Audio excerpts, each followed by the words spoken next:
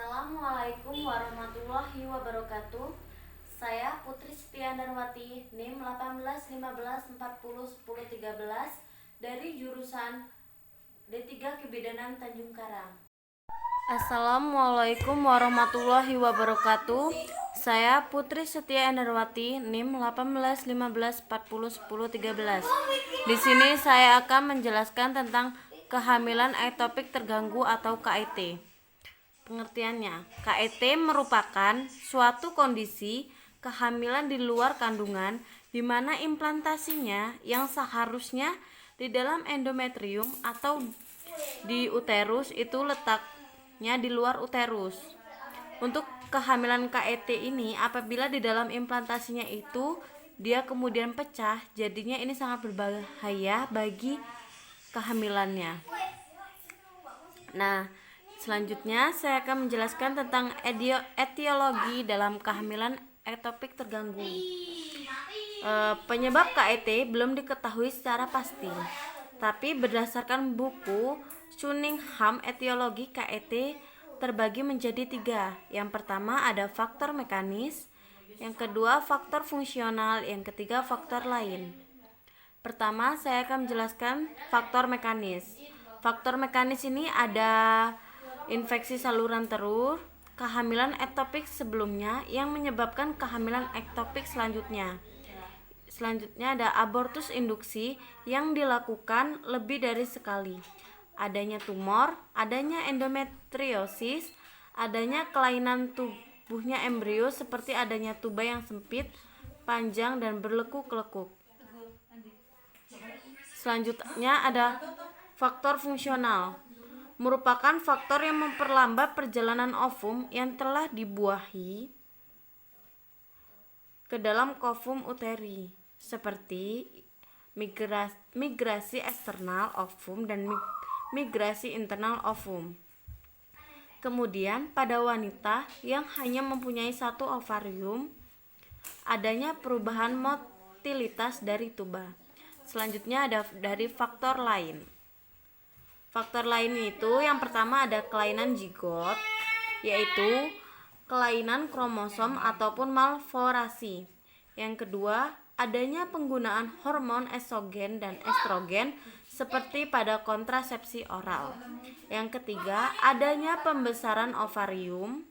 Yang keempat, adanya pemakaian antibiotik pada infeksi tuba, karena tuba akan menjepit jika diberi antibiotik.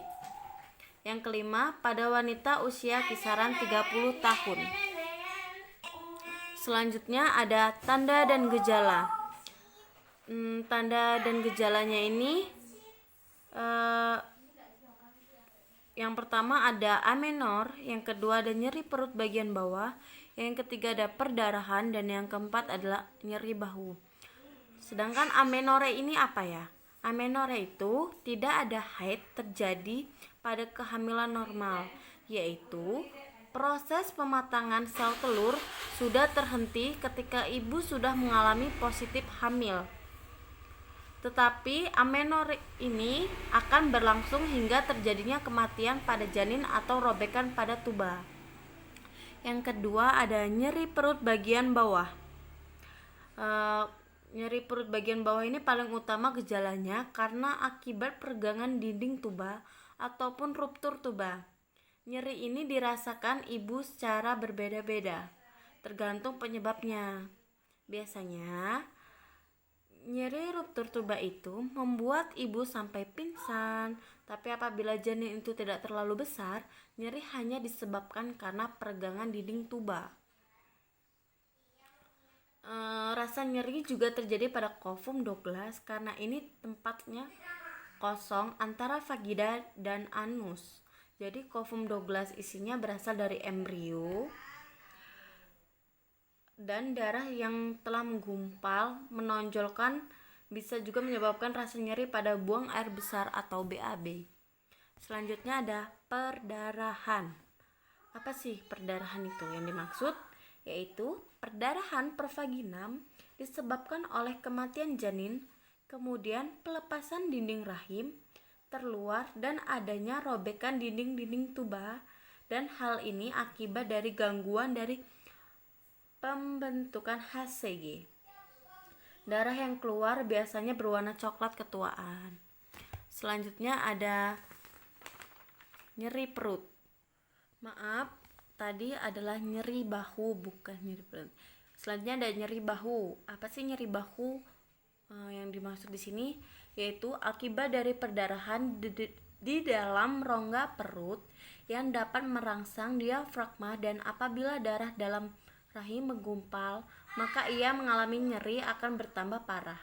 Bahkan nyeri tersebut juga menjalar ke bagian tubuh lainnya seperti punggung dan seluruh perut.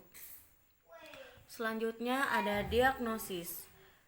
Diagnosis ini ada dari tes kehamilan, pemeriksaan umum, anamnesi, laparoskop, USG, kaldosentesis, laboratorium, dan pemeriksaan ginekologi. Kenapa dilakukan semua ini? Karena diagnosis itu tidak bisa ditegakkan dengan secara kasat mata. Makanya dilakukan dengan hal-hal ini. Yang pertama yaitu tes kehamilan. Tes kehamilan dimaksud di sini yaitu dia menunjukkan positif sama seperti kehamilan normal pada umumnya. Selanjutnya pemeriksaan umum.